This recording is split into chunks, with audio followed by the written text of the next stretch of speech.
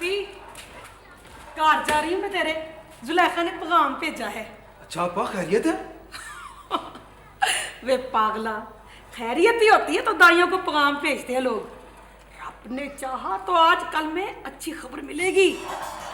अच्छी खबर मिलेगी आजकल में? कूड़ है तू तो। हाँ चले आ। और जुल्फी, और नहीं समझा, और तेरे घर में बच्चा होने वाला है ना माशाल्लाह, 7वां।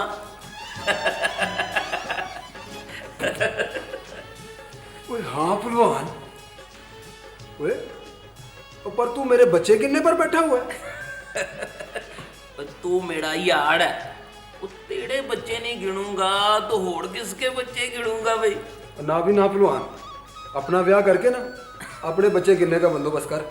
ओ यार मुझे क्या तड़ाज है, पर कोई नेड़े भी तो लगे।